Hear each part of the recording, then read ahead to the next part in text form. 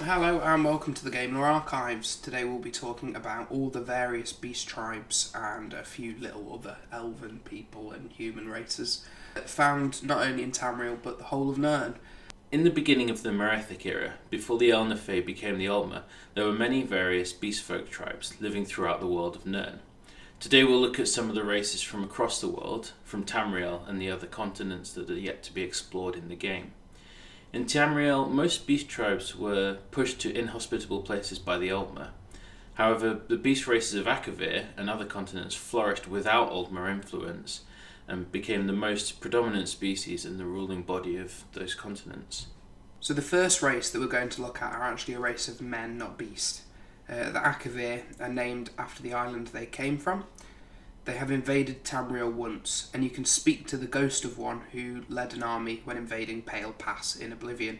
You can see from his ghost that the Blades, an ancient order tasked with guarding the Septim line, have taken heavy inspiration from their armour and weapons. This ghost might be the last trace of the Akaviri, as they are now a long dead race, as all have been eaten by the Tsaesci. Tsaesci. However it's pronounced. The Tsaesci are a lethal vampiric race. Their lower body is that of a snake, and they're covered in beautiful golden scales. The Tsaesci are brutal warriors and unparalleled in discipline. They are exemplary fighters individually, but in a group they forge a potent military force. The Tsaesci first disturbed Tamriel during the First Era when they invaded with a small military force. Despite their small numbers, they managed to fight their way to the town of Bruma, which was run by the Colovian Empire at the time. The invasion was stopped when the Colovian Empire merged with the Cyrodiilic Empire, and together they managed to push the invaders back. The Emperor saw the strength in the race and believed he could strengthen his empire with their help. He offered an amnesty to any Tsaesci who stayed under his rule. Those who did excelled in the empire, some training the Cyrodiilic Legion, and many excelling in the Fighters Guild. One became advisor to the Emperor himself. This would be their downfall, however, as the advisor killed the Emperor soon after and ruled in his place for over 300 years until he himself was assassinated.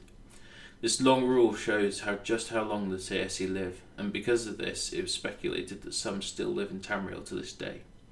With the Tsaesci strength, the races of Tamriel would always be vigilant, as their power has enabled them to commit genocide of the Akaviri and enslaving the dragons. The Tsaesci excel at mounted combat, even more so when they fight on foot, or maybe tail. The Po Tun are a similar race to the Khajiit, but more tiger-like in their appearance.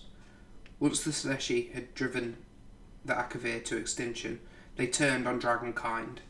The weakest and smallest of the dragons were known as red dragons, which were the Tsaesci's first victims, and all were eaten or enslaved.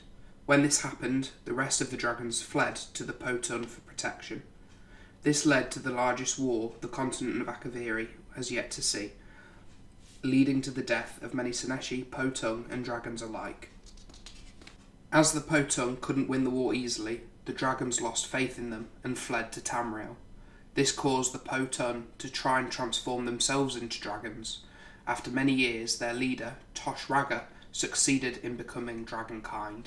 In celebration, the Po Tun changed their name to the Po Tun, to symbolise their rise in power over the Tsaesci.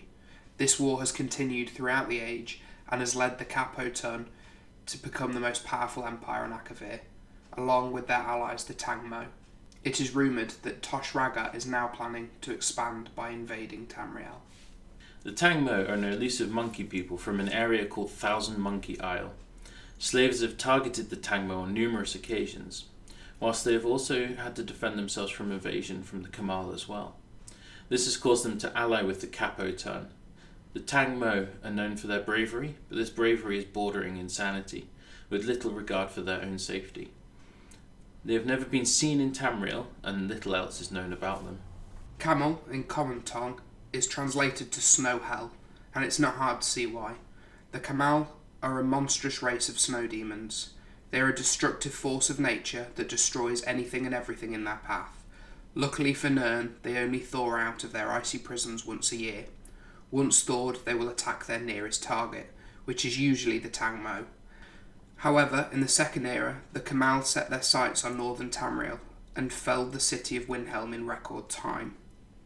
Their destruction installed a fear in all of the races, and even the tribunal gods knew their race could not succeed on their own, which caused the Nords, Argonians and Dark Elves to join forces. This alliance stuck, becoming the Ebonheart Pact, which finally ended slavery for the Argonians.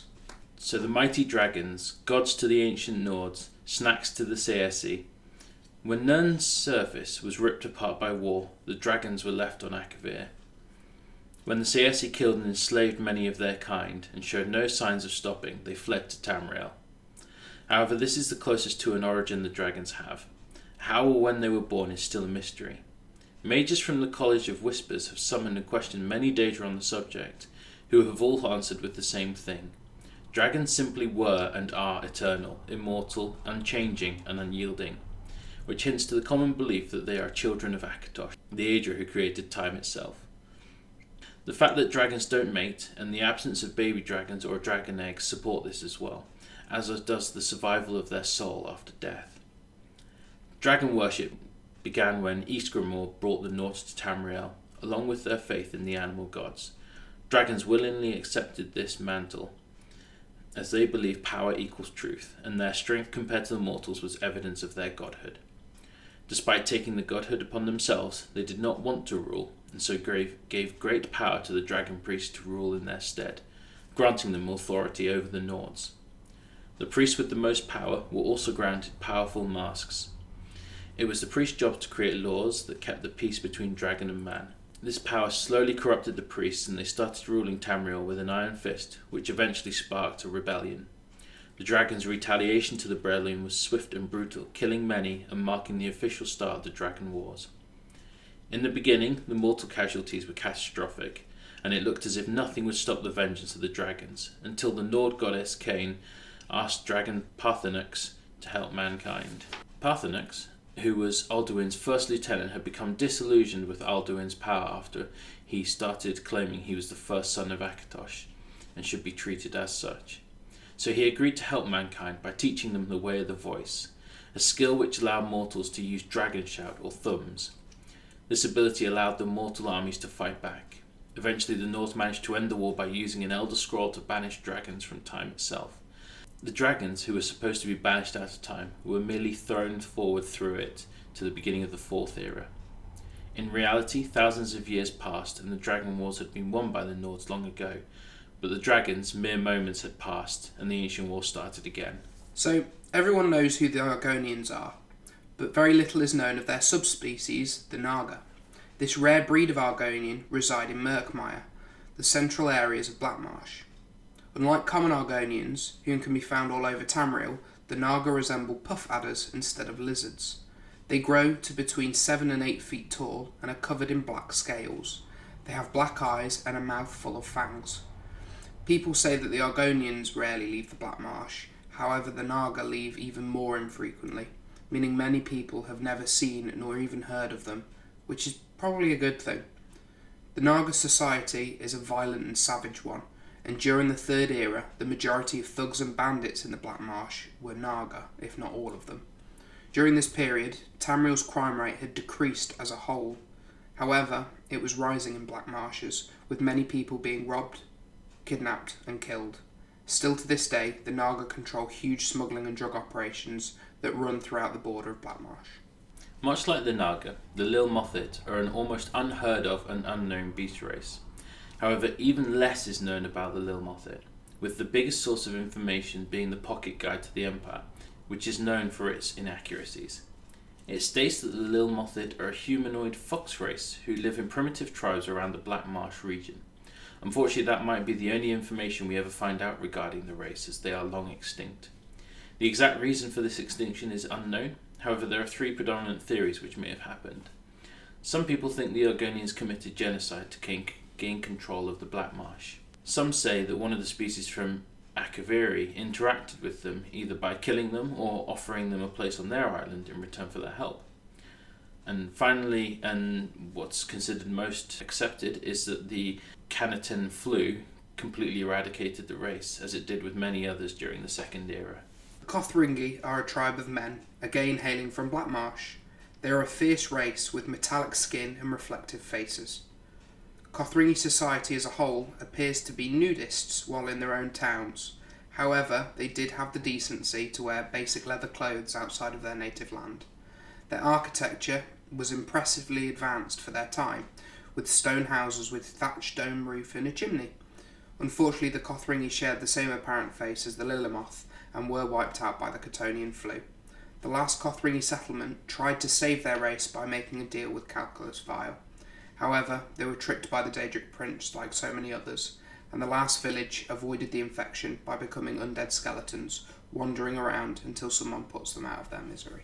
The Imga are Dan's all-time favourite race in the Elder Scrolls lore, whereas many of the races we've discussed today, including some to come, have become extinct, or are a violent society. The Imga are just ridiculous.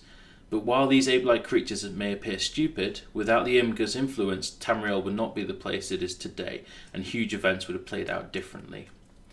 The Imga are known as the Great Apes of Valenwood, who, surprise surprise, are native to Valenwood. They are an incredibly dexterous race who can traverse treetops with ease. Unlike the other beast races who lost their territory when they met the Eldmer, the Imga immediately viewed them as their superiors in the highest esteem. That respect continues with their modern counterpart, the Altmer. They show this respect in the highest form of flattery, imitation, and try to emulate everything the Altmer do. The Imga wear capes, wield swords, and try to speak in a courtly manner and perfect pronunciation at all times, despite having heavy tones and any lack of education.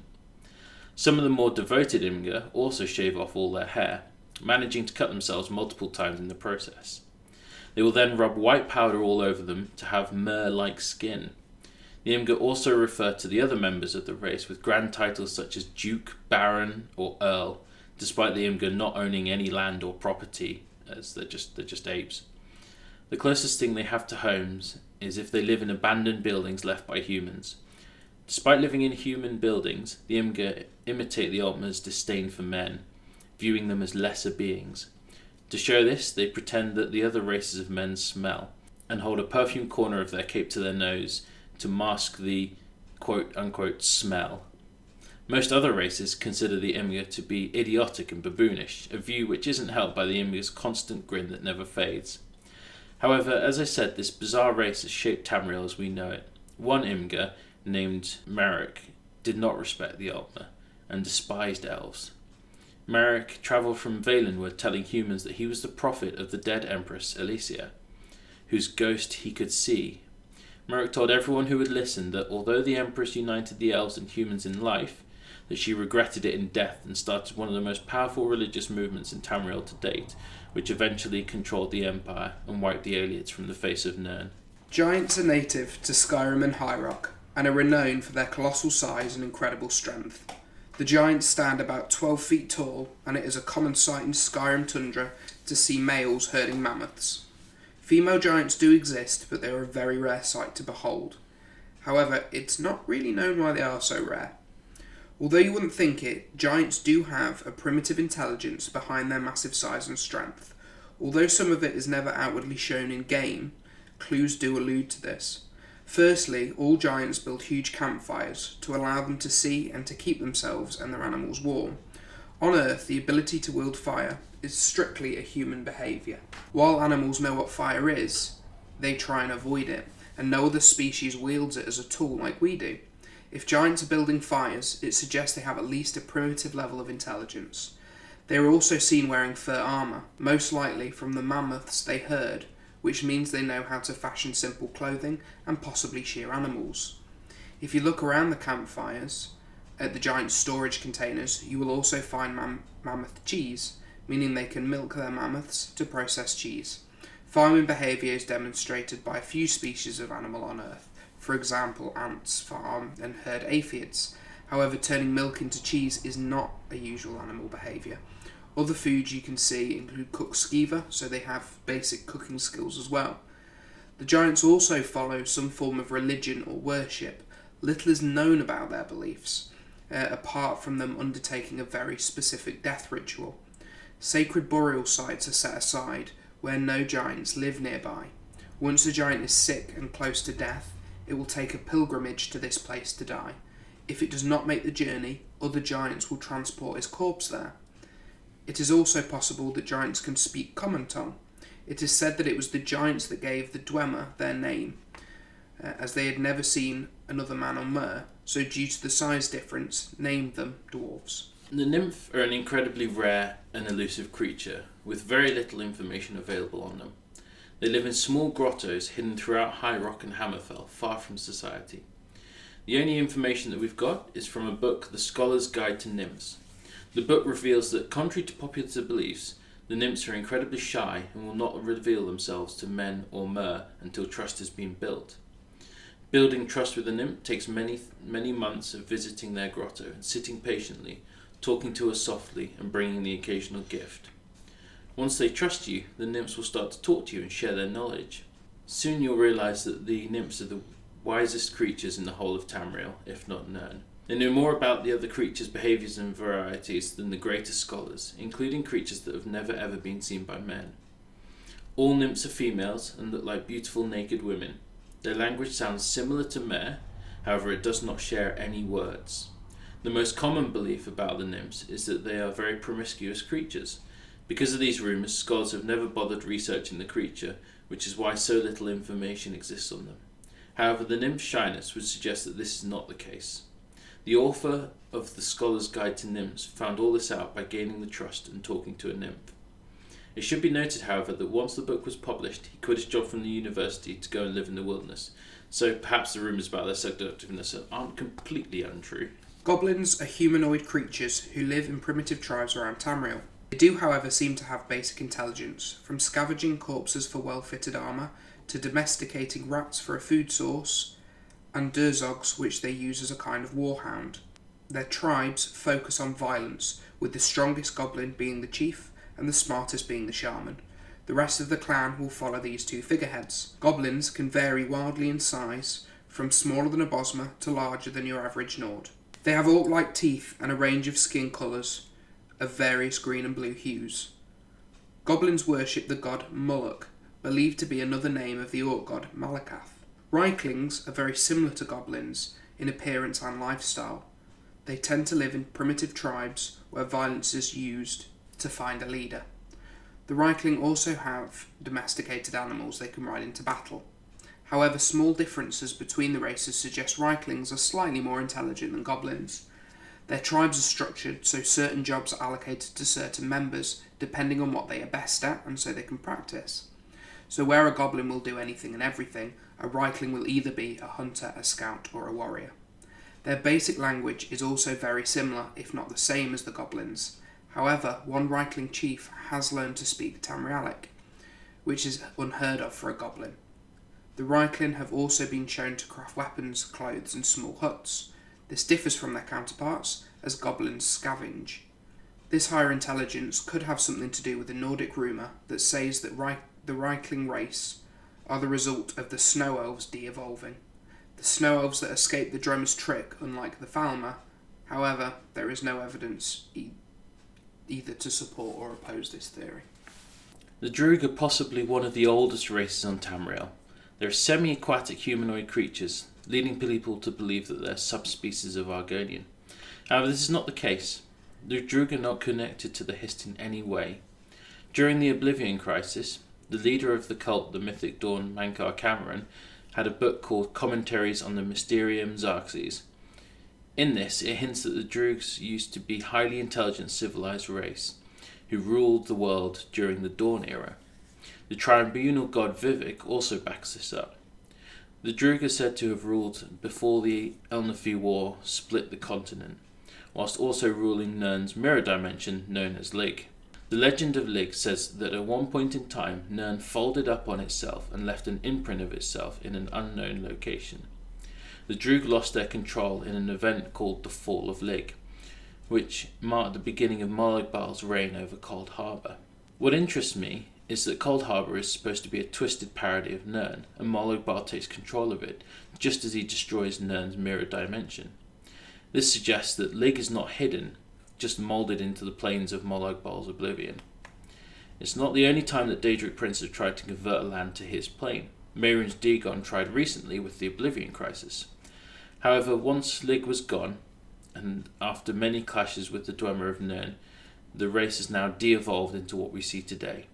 Modern-day Dreugh seem to have 3 life stages. When they're born, they're aquatic animals who eventually go through a process called carvinism, which allows them to walk on land for a short period. These land-dwelling Dreugh have human-sized torsos with 2 arms, which end in a hand with 3 fingers, and then 2 longer appendages that seem to end in blades. They have 4 scuttling legs and are covered in a carapace shell which shields them against most weapons. Although they live on land, they rarely move away from water, staying close to shorelines and rivers. When on land, their strength and hostility is heightened, making them a formidable foe. Luckily, they only stay on land for a year until they go for the 3rd and final stage of metamorphosis called mething. This is where the Dreugh submerges itself into the water, devours its land skin, legs and organs, and then sprouts octopus-like tentacles where the legs once were. Its face then becomes more human-like. None of the Dreugh's evolution stages have ever been seen, so many scholars have started to believe that the land and water Dreugh are a different species entirely. The answer to this may never be found out unless one is ever witnessed transforming. Regardless of where they live, all Dreugh are omnivores and will attack men and mare alike for their flesh. They can channel shock energy through their body. However, interestingly, there seems to be a natural electricity that they generate, as man is not needed to use it, meaning it's not tied to magicka in any way. Dreughs also worship a being called the Ruddy Man, who is said to have battled and lived alongside the god Vivek. This is speculated to be Molag Bal, which would again support the theory that Molag Bal is in charge of their old world. If your world was taken over by an all-powerful being who can fight gods, you might worship them too. The Maormer go by many names, such as the Pandanians and Sea Elves. They aren't a beast tribe, but elves that live on the island of Pandania. The leader of the Maormer, Orgnum, was a wealthy Aldmeri who used his money to rebel against the government. He and his followers were exiled to Pandania long before the island of Aldmeri vanished. These followers became the Maormer. When the island did sink, and the Aldmer migrated to the Somerset Isles, the Maormer launched many attacks to overtake their island. Their last attack was in the Third Era, and the Altmer needed to call on the aid of the Human Empire and the Psijics Order. The cost of this alliance was the Altmer joining the Empire. It is said that the Psijic Order created a magical storm so powerful that the Sea Elves would never be able to muster another fleet again. And so far this has been true, and the Maormer haven't been seen since the end of the Third Era. After this battle, only one warship returned from Pandania. The island was described as a sea jungle. Massive plateaus spilled over, with vegetation forming mazes around valleys of ocean, with waving tendrils of kelp that traps everything but the Maormer ships and provide a well-camouflaged home for the sea serpents, which they use as bodyguards and mounts. Their ships are described as insectoid in appearance, with a membranous sail and chitin hull with alien sails. The Sea Elves themselves have pale colourless skin, which feels like jelly to touch and has chameleon-like properties. Their eyes are milky white or clear-coloured. They are still led to this day by Orgnum, the wealthy Aldmeri, who has led the rebellion 3 eras ago. Orgnum is an ancient deathless wizard who is immortal and grows younger every century. It is said that Orgnum is the serpent god Saktkal, whom is worshipped by the Yukunda of old.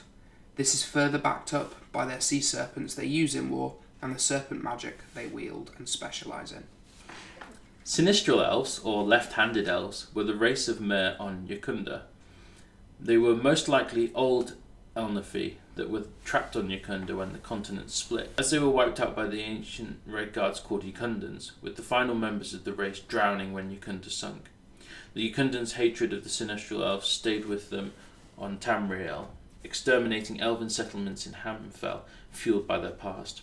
Modern-day Red Guards no longer speak of this war, as it only serves to darken their days. The last beast race we will cover today is the Sload of Thras. When the Aldmer colonised Somerset Isle, they fought off many creatures for domination of the land. One of these creatures was the Sload, who were forced to move to the half-sunken Isle of Thras.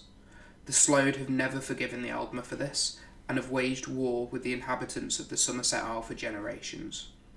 Most ruins found on Somerset are huge coral structures, identical to the Sload's typical architecture on Thrace, so there is no doubt the land used to be theirs. On Thrace, these coral buildings are connected with huge underground networks, which also connects ancient shipwrecks and underground towers. The Sload start their lives as an insentient grub, which will form into a polygal during adolescence. The polygal resembles an octopus, which will slowly grow and transform into an adult Sload. Adults are large slug-like creatures who, due to their extreme weight, struggle to move on land and are renowned for their bad smell. They have limited grasping ability and struggle to use basic tools, which means that writing, and in extension reading, is a rare skill for them to have.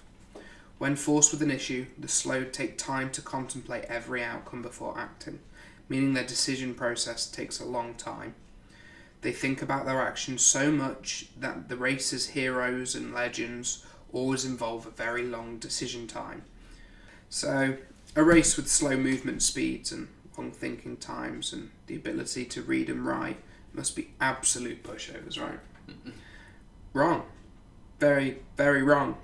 The Sload are deadly enemies and have killed many Altmer through various attacks on Somerset Isles since the early Merithic era. The Sload may be slow to make decisions, but that is not to be mistaken for stupidity. They consider every possible outcome, and they make contingency plans for all of them, meaning they are generally about 4 steps ahead at all times of their enemies. The Sload might be slow, though they traverse the land easily with a recall spell that teleports themselves. And the Sload may not be able to wield tools and weapons, but in war you probably wouldn't see the Sload but the undead legions. They're master necromancers with hordes of undead at their disposal, and with every kill their army strengthens. When Redguard settlers arrived in Hammerfell, part of their custom was to bury criminals off the coast away from civilization. These criminals didn't remain dead for long, and were soon raised as part of the Sload army. The necromancy skills and quick minds make them some of the smartest creatures across Nirn, and they are blessed with a perfect memory, never forgetting anything, and forever learning from their mistakes. These powers and intelligence are a deadly combination, especially when taking into account the Sload's complete lack of emotion. The Sload are happy to kill, steal, and even commit genocide if it benefits them personally, without batting an eyelid. Due to the race's dependency on magic to do everything, it is an integral part of their culture. Only one Sload, named Nagasta, has bothered to learn Tamrielic language, so we know very little about the Sload leadership or religion. One rare text written by the Sload mentioned a bloated eldritch mast with a pulsating head and 3 eyes on its belly, called the Elder Distended One.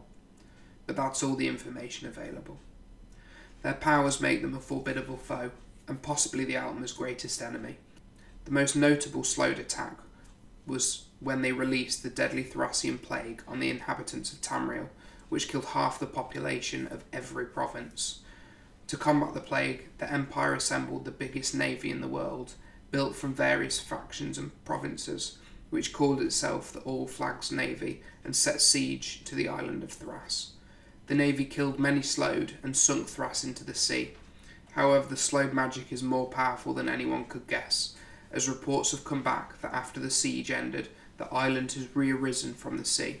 Thanks very much for tuning into the Game Lore Archives. And I'm really, really sorry for any mispronunciations that we have made. Oh yeah, God, the Tsaesci. We'll put that word on screen so you can see what that word actually looks like. It's horrendous.